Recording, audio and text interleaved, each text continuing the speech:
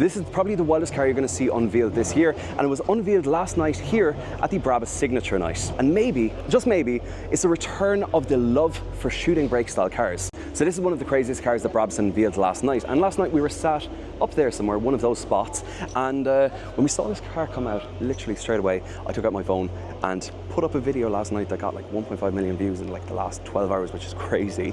I didn't even hear what the audio sounded like on it, and I knew I just had to get this up because recently, you may remember, I've driven the original Z3M Coupe clownshoe, and I love the style of a shooting brake. Well, this here, it's a shame that Mercedes doesn't actually make anything like this, because this is the Brabus Rocket GTS, based on a Mercedes SL63, which itself came as a Roadster only, or a convertible only.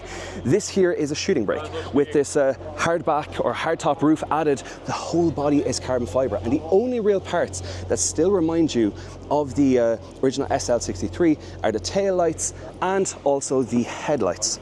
This thing is incredibly aggressive with that front, those wheels, and the vents here on the side, as well as the rest of the wide body kit with this kind of integrated swooping spoiler. But if we look under the bonnet, we're gonna pull here somewhere. I hope I can find it. There we go.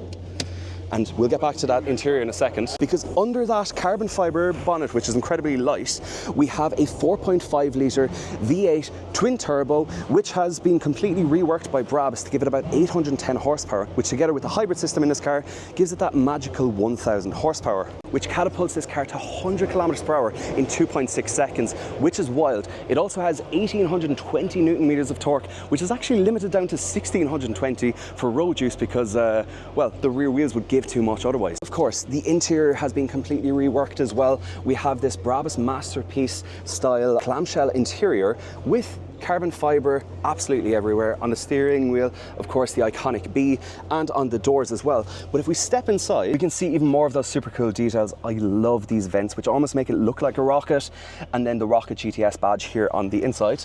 But let's give this thing a start and see what it sounds like.